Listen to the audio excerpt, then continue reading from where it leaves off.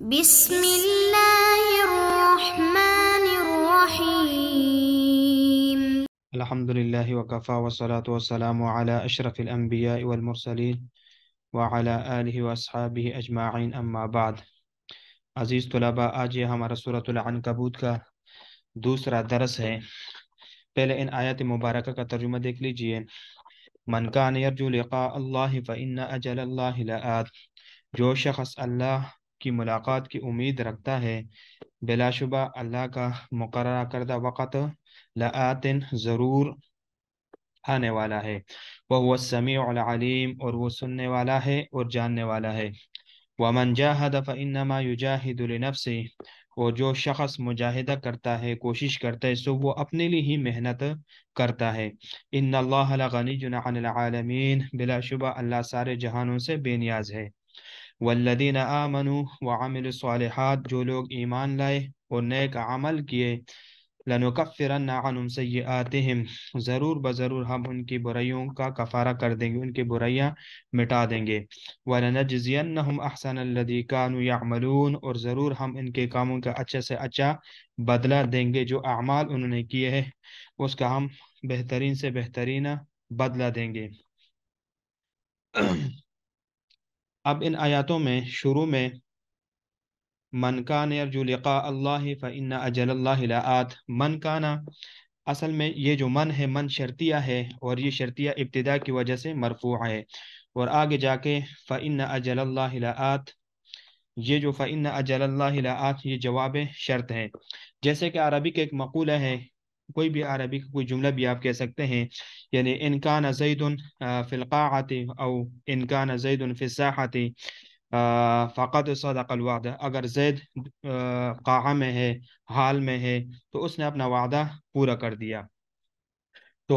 بہرحال یہ من یہ شرطیہ ہے، ابتدا کی وجہ سے یہ مرفوع ہے، اور آگے جا کے فإن أجل اللہ لآت یہ اس کے لیے یہ اس کا یعنی جواب شرط ہے۔ وَمَنْ جَاهَدَ فَإِنَّمَا يُجَاهِدُ لِنَفْسِهِ، یعنی جو شخص اپنے نفس سے جہاد کرتا ہے، یعنی اللہ تعالیٰ کی اطاعت پر نفس کو مضبوطی سے روکتا ہے، گویا کہ ومن جاہد اس کے دو تین معنی ہو سکتے ہیں۔ ایک تو یہ ہے کہ جو شخص یعنی جس نے اپنے نفس سے جہاد کیا، یعنی اللہ تعالیٰ کے اطاعت پر اپنے نفس کو مضبوطی سے اپنے نفس کو یعنی روک لیا۔ دوسرا یہ کہ وسائس کو دور کر کے یعنی شیطان سے جہاد کیا۔ تیسرا یہ کہ کفار سے جہاد کیا۔ فإنما يجاهد لنفسه، تو اس کا یہ کوشش کرنا، اس کا یہ جہاد کرنا، تو یہ بلا شبہ وہ اللہ یعنی وہ اپنے نفس کے لیے ہی جہاد کرے گا، اس کا اپنے نفس کو ہی فائدہ ہوگا، اپنی ذات کو ہی فائدہ ہوگا، کیونکہ اس کا فائدہ اسی ہی کو ملے گا۔ اور اللہ رب العزت جو ہے فإن اللہ لغنی عن العالمین، وہ جہان والوں سے بے نیاز ہے، یعنی بے نیاز ہے، اور یعنی ان کی اطاعت اور مجاہدات کی اسے کوئی ضرورت نہیں ہے۔ بلا شبہ اللہ تعالیٰ کے یعنی جو اوامر ہے، جو نواہی ہے، یہ بندوں پر محض ایک رحمت ہے، اور اس بندوں پر ایک رحمت ہے، اسی رحمت کے نیچے وہ یہ زندگی گزارتے ہیں۔ اب یہاں پر ایک دوسرا لفظ ہے من کان یرجو۔ اب یہ جو لفظ ہے یرجو ہے، اس کے دو معنی ہیں۔ پہلا معنی یہ ہے کہ امید کے معنی میں بھی استعمال ہوتا ہے، اور اسی طرح یہ لفظ جو ہے نا خوف کے لیے بھی استعمال ہوتا ہے۔ تو دونوں تفسیروں پر یعنی جدا جدا ترجمہ ہوگا۔ اب جو پہلا تفسیر تو اس کا یعنی ترجمہ یہ ہوگا جس کو خدا سے ملنے کی امید ہو، یعنی اللہ رب العزت سے ملنے کا توقع اور امید ہو، ایک معنی تو یہ۔ دوسری تفسیر پر اس کا معنی یہ ہوگا جس کو خدا سے ملنے کا خوف ہو، کہ یعنی اللہ تعالیٰ کے سامنے پیشی ہوگی، اللہ تعالیٰ کے سامنے کھڑا ہونا ہے، کل میں نے اپنے یعنی اللہ تعالیٰ رب العزت کے تمام سوالاتوں کا جوابات وغیرہ دینا ہے۔ تو دونوں صورتوں میں فرماتے ہیں کہ وہ میعاد ضرور آنے والا ہے۔ ظاہر ہے کہ یعنی ظاہر سی بات ہے فإن أجل اللہ لآت، سو اللہ تعالیٰ کا وہ وقت معین اور ضرور آنے والا ہے۔ تو اس پر جس نے اچھا کام کیا تو اس کا اچھائی کا بدلہ ملے گا، اور جس نے برا کام کیا ہے تو اس کو اس کی برائی کا بدلہ ملے گا۔ وَهُوَ السَّمِيعُ الْعَلِيمُ، سمیع العالم، یہ دو صفات ہیں، یہاں بہت ہی مناسب اللہ رب العزت نے دو صفاتوں کو ذکر کیا۔ کیوں؟ کیونکہ ایمان کے دو جز ہیں، ایک ہے تصدیق قلب اور دوسرا اقرار باللسان، کیونکہ قدرت کے وقت یعنی اقرار باللسان بھی فرض ہے، تو ایمان کے بیان میں ان صفات کا ذکر بہت ہی خوشنامہ ہے اور بہت ہی بہترین ہے، تاکہ بندوں کو اطمینان ہو جائے کہ ہمارا ایمان خدا تعالیٰ سے یعنی مخفی نہیں رہ سکتا،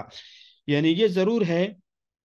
کہ اس کا علم اللہ رب العزت کو ہوتا ہے، اور تصدیق قلبی کو بھی جانتے ہیں، اور اقرار لسانی کو بھی وہ سنتے ہیں۔ تو یہ جو آیات ہیں وہ السمیع العلیم، السمیع اور العلیم، یہ آیات تو باب العقائد کے متعلق تھی۔ اس کے بعد یہ جو دوسرا منزل ہے مجاہدے کا،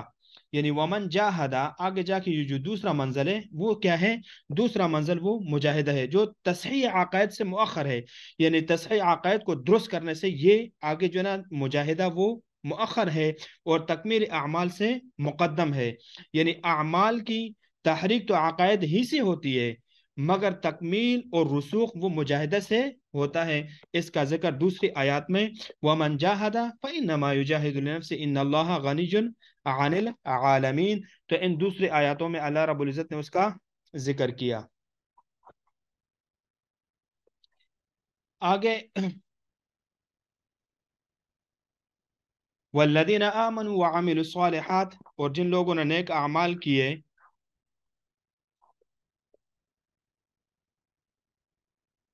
یعنی والذین آمنوا وعملوا الصالحات، یعنی جنہوں نے یعنی ایمان لائے، اعمال صالحات کے نیک اعمال کیے، تو ہم ضرور بضرور ان کے سیئات کو مٹا دیں گے، یعنی ایمان اور توبہ کی برکت سے شرک اور معاصی کو مٹا دیا جائے گا۔ وَلَنَجْزِيَنَّهُمْ أَحْسَنَ آگے وَلَنَجْزِيَنَّهُمْ أَحْسَنَ الَّذِي كَانُوا يَعْمَلُونَ، کہ ضرور بضرور ہم ان کو بہترین سے بہترین بدلہ ان کے اعمال کی وجہ سے دیں گے جو وہ دنیا میں کرتے تھے، یعنی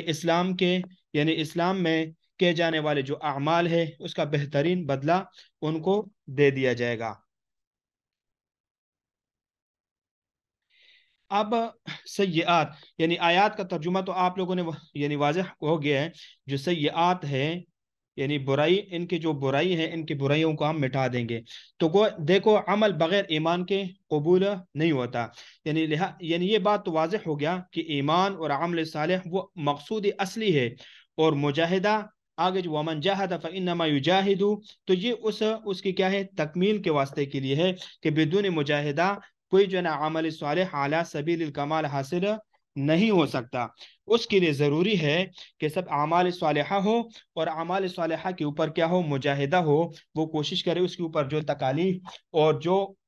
جو کفار کی طرف سے مومنین کے اوپر جو ظلم اور ستم آ رہے ہیں ان کو آخرت میں اس کا صلہ ضرور ملے گا، یعنی وہ یہ بات یاد رکھیں کہ اللہ تعالیٰ کی ملاقات کا وقت وہ پہنچ جائے گا، اور اس مجاہدے کا ان کو صلہ ضرور ملے گا۔ اب یہ جو ایمان والے ہیں انہوں نے اس ایمان کے بدلے میں وہ ایمان لائے، پھر انہوں نے اس کے لیے مجاہدے اور تکالیف کو برداشت کیے، تو اس کو آگے ایک مثال ذکر کر رہے ہیں وَوَصَّيْنَا الْإِنسَانَ بِوَالِدَيْهِ حُسْنًا۔ اب پہلے ان آیاتوں کا ترجمہ دیکھ لیجئے، وَوَصَّيْنَا الْإِنسَانَ بِوَالِدَيْهِ حُسْنًا، اور ہم نے انسان کو تاکید کی، یعنی تاکید کا حکم دیا ہے، یا ہم نے انسان کو حکم کیا ہے کہ اپنے ماں باپ کے ساتھ حسن سلوک کا برتاؤ کرو، ان کے ساتھ حسن سلوک کیا کرو۔ وَإِن جَاهَدَاكَ لِتُشْرِكَ بِي مَا لَيْسَ لَكَ بِهِ عِلْمٌ، اور اگر وہ تجھے یعنی اس بات پر مجبور کرے، آپ پر زور ڈالے کہ تو میرے ساتھ کسی ایسی چیز کو شریک ٹھہرا کہ جس کے بارے میں آپ کے پاس کوئی دلیل، کوئی علم آپ کے پاس نہ ہو، تو فَلَا تُطِعْهُمَا، تو اس بات میں اپنے والدین کی اطاعت نہ کرو۔ فَإِلَيَّ مَرْجِعُكُمْ فَأُنَبِّئُكُمْ بِمَا كُنْتُمْ تَعْمَلُونَ،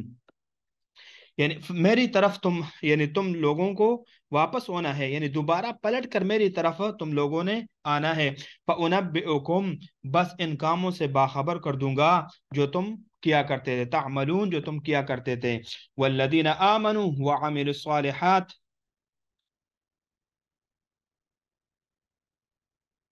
والذین آمنوا وعملوا الصالحات لندخلنهم فی الصالحین، اور جو لوگ ایمان لائے اور نیک کام کیے سو ہم ان کو ضرور بضرور نیک کاموں کو اپنے نیک بندوں میں، یعنی نیک بندوں میں ان کو داخل کریں گے۔ اب حسناً ان आयात में यानी वसैनल इंसान बिवालिदै हुस्ना,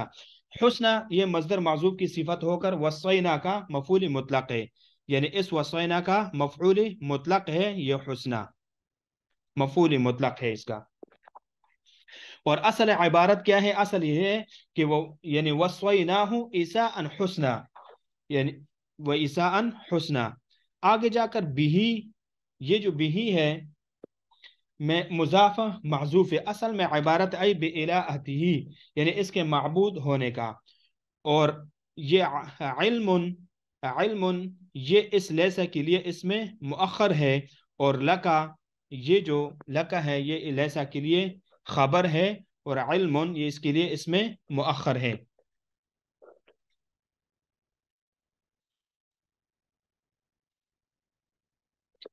अब इन आयातों में अल्लाह रब्बुल इज़्ज़त फरमाते हैं, जैसे कि मैंने माक़ाबल आपको ये बात जिक्र की है कि मुजाहिदे के यहाँ से एक मिसाल जिक्र कर रहे हैं, यानी माँ बाप का तो बहुत यानी बहुत बड़ा हक है, लेकिन अल्लाह रब्बुल इज़्ज़त का जो अपने बंदों पर हक है उससे जो ना ये क्या है, उनका हक छोटा है। जैसे कि हदीस में आता है ला ताअत लि मखलूकिन फी मासियतिल खालिक, यानी किसी भी मखलूक की बात मानना जायज़ नहीं है खालिक के नाफरमानी के काम में। यानी ख्वाह यानी माँ बाप हो या कोई भी हो, शोहर हो या बीवी हो या पीर हो या उस्ताद हो, बादशाह कोई भी है, तो अल्लाह रब्बुल इज़्ज़त का हक इन सब के हुकूक से मुकद्दम है। अब ये जो आयत है वसैनल इंसान बिवालिदै हुस्ना, अब इस आयत की शान नुज़ूल क्या है, तो शान नुज़ूल ये है कि सहाबी साद बिन अबी वक़ास रज़ियल्लाहु तआला अन्हु जब इस्लाम लाए तो उनके वालिदा को इस बारे में इल्म हुआ, तो उसको जब इल्म हुआ तो उन्होंने कसम उठाया कि मैं किसी जो है साया जगह में नहीं बैठूंगी, किसी तख्त के यानी छत के नीचे नहीं बैठूंगी, साया से नहीं करूंगी, कुछ खाऊंगी नहीं, कुछ पीऊंगी नहीं, जब तक कि इस्लाम वो जो अपने पुराने दीन में वापस ना आ जाए। यानी साद बिन वकास वो क्या हो गए, वहाबी हो गए, और उसने जो ना अपना असल दीन छोड़ दिया। अब इसने इस बात पर कसम कही कि मैं ना कुछ खाऊंगी ना कुछ पीऊंगी और ना कोई आराम वगैरह करूंगी, यहाँ तक कि लोग जो ना दाना वगैरह इसके मुंह में जबरदस्ती डाल दिया करते हैं, लेकिन उसने नहीं कहा कि जब तक इस्लाम यानी साथ जो है ना वो इस्लाम से पैर न जाए। तो तान के साथ इस यानी इस्लाम से पैर जाए और लोग जबरदस्ती यानी लोग इसकी जो है ना इसके मुंह में जबरदस्ती दाने डाल दिया करते ताकि ये कुछ खा ले। फिर इस पर ये आयात नाजिल हुई और बतलाया कि इस तरह वालिदैन का खिलाफ हक पर मजबूर करना एक इब्तिला है, और चाहिए कि मोमिनीन जो है ना वो अपने इस उसमें साबित कदम रहे और इसके पास सुबात में लग़ज़श ना आए, और आपने इस दीन पर मजबूती से जमा रहे। वालिदैन के बहुत हुकूक है, जैसे कि अल्लाह रब्बुल इज़्ज़त ने दूसरी आयत में फरमाया वक़ज़ा रब्बुका अल्ला तअबुदू इल्ला इय्याहु व बिल वालिदैनि इहसाना इम्मा यबलुगन्ना इंदकल किबर, कि वक़ज़ा रब्बुका अल्ला तअबुदू इल्ला इय्याह, कि यानी अल्लाह रब्बुल इज़्ज़त ने अपनी खालिकियत, माबूदियत और राज़िकियत के बाद अपने यानी वालिदैन के हुकूक का जिक्र किया है कि वालिदैन का हक यानी पूरा करो, चाहे जाए कि वालिदैन वो काफिर ही क्यों ना हो, लेकिन उनके हुकूक अदा करो, उनके साथ हुस्न सलूक करना। लेकिन अगर वो ऐसी बात पर तुम्हें मजबूर करें कि मसलन तुम अल्लाह के साथ किसी के शरीक ठहराओ या वगैरह वगैरह, ऐसे सख्त बातों पर तुम्हें मजबूर करें, तो वहां पर अपने वालिदैन का ये कहना ना मानो। तो इस पर ये आयत नाजिल हुई कि जो उनकी वालिदा थी उसने कसम उठाई कि मैं कुछ वगैरह खाऊंगी नहीं। वसैनल इंसान बिवालिदैहि, और हमने इंसान को अपने वालिदैन के साथ भलाई करने की नसीहत की। यहाँ पर देखो वस्वा, ये उसने हुक्म दिया, यानी माना वस्वा इसने हुक्म दिया। दूसरा यानी ये अमरा का माना में भी इस्तेमाल होता है, जैसे कहते हैं कि यानी वस्वैतु ज़ैदन बिअन यफ़अला खैरन, कि मैंने जैद को ये हुक्म दिया कि वो ये फलां काम नेक काम करते हैं। तो गोया कि वो यानी वसवैतु ज़ैदन बिअन यफ़अला खैरन, तो गोया इसका माना ये अमरतु ज़ैदन बिअन यफ़अला खैरन। और इसी तरह देखे यानी अल्लाह रब्बुल इज़्ज़त का जो दूसरी जगह पर इरशाद है वो वस्वा बिहा इब्राहीम बनी, कि हमने इनको कलिमा तौहीद की वसीयत और हुक्म फरमा दी।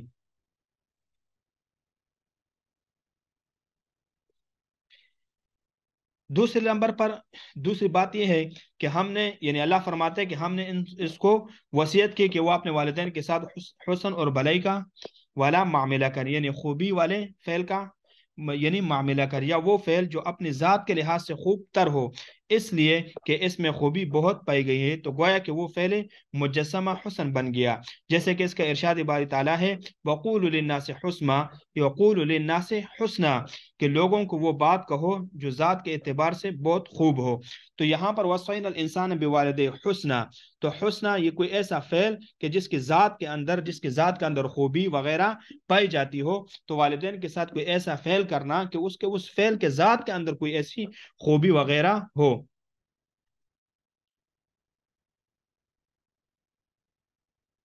وَإِن جَاهَدَاكَ، اگر وہ تمہیں مجبور کرے، یعنی اے انسان لِتُشْرِكَ بِي مَا لَيْسَ لَكَ بِهِ عِلْمٌ، تاکہ تو میرے ساتھ اس چیز کو شریک ٹھہرائے جس کا تمہیں علم نہیں، یعنی اس کی الوہیت کا تمہیں علم نہیں۔ یعنی مقصود کیا ہے؟ مقصود نفی علم سے نفی معلوم ہے، گویا کہ کلام اس طرح ہے لِتُشْرِكَ بِي شَيْئًا لَا يَصِحُ أَن يَكُونَ إِلَٰهًا، یہ اصل عبارت اس طرف تھی۔ یعنی دیکھو کہ یہاں پر کیا مقصود ہے؟ مقصود وہ نفی علم سے نفی معلوم ہے، نفی علم سے نفی معلوم ہے، گویا کہ کلام اس طرح تھی لِتُشْرِكَ بِي شَيْئًا لَا يَصِحُ أَن يَكُونَ إِلَٰهًا، تاکہ تو میرے ساتھ ایسی چیز کو شریک ٹھہرائے جس کا الہ ہونا درست نہیں ہے۔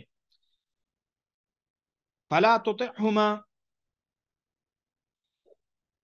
تو ان کی بات مت مان اس سلسلے میں، کیونکہ لا طاعت، جیسے کہ میں نے مقبل بھی یعنی لا طاعت لمخلوق فی معصیت الخالق، الیہ مرجعکم، آگے الیہ مرجعکم، تم نے میری ہاں لوٹ کر آنا ہے،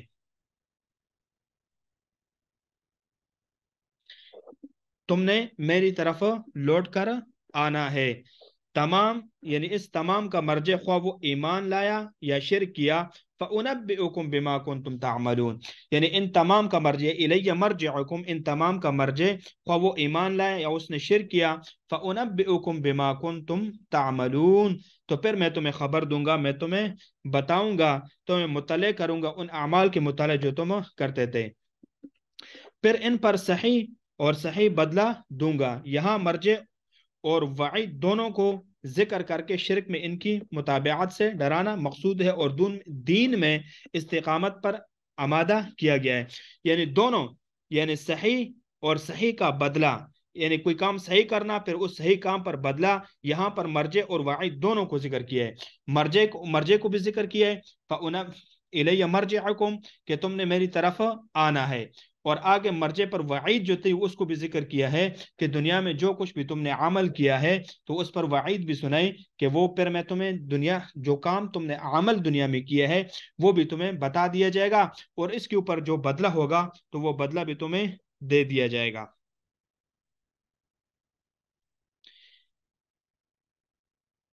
والذین آمنوا وعملوا الصالحات لندخلنهم فی الصالحین،